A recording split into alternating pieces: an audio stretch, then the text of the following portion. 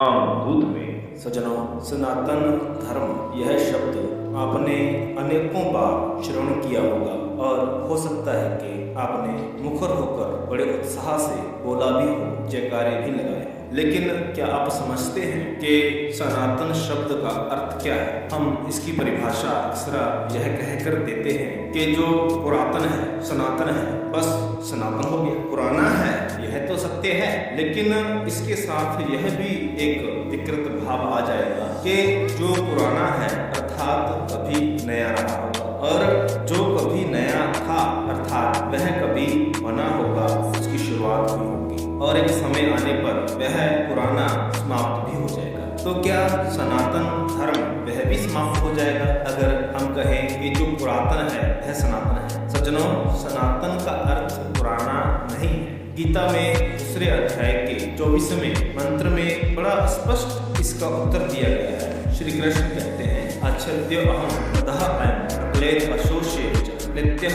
सर्वगतः स्थाणुर्ज्वलनं सनातनः। अर्थात हे अर्जुन, जो छेदा नहीं जाता, जलाया नहीं जाता, जो सूखता नहीं, जो गीला नहीं होता, जो स्थान नहीं बदलता, कौन है? ऐसे रहस्य में यह तात्विक गुण तो मात्र केवल परमात्मा के ही है, और जो सत्ता इन दैवीय गुणों से परिपूर्ण हो वही सनातन कहलाने के योग्य है। अर्थात ईश्वर ही सनातन है, जो ना तो कभी नया रहा, ना ही कभी पुराना होगा, और ना ही इसकी शुरुआत है और ना ही इसका अंत। अर्थात ईश्वर को ही सनातन कहा गया है। और जो हम कहते हैं अपने अस्तित्व की परिभाषा देते हुए कि हम सनातनी हैं, सनातन धर्म के अनुयायी हैं, हम सनातनी कब बनेंगे? अगर ऐसे दैवीय गुण हमारे में प्रवेश करते हैं, जैसे अच्छेद्यो अहम, हम छेदे न जाए, अतः अयं, हमें अग्नि पर भावित न करें, अक्लेद अशोष्य, हम न गीले हों न हम सूखे, स्थाणुर्ज्वलनं, हम स्थान ना बदले, सदा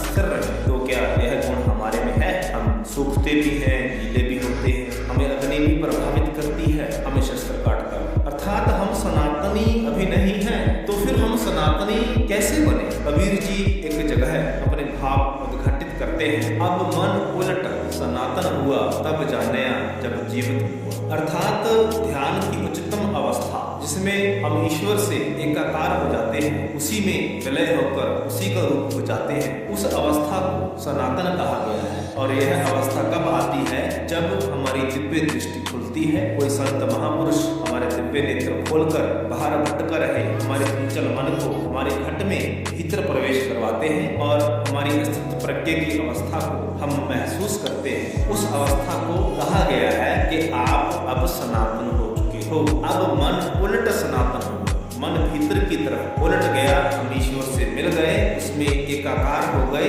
इस अवस्था को सनातन कहा गया। इसलिए सज्जनों, केवल बोलने से नहीं, ठीक है, जय घोष करने कहीं बुरी बात नहीं है।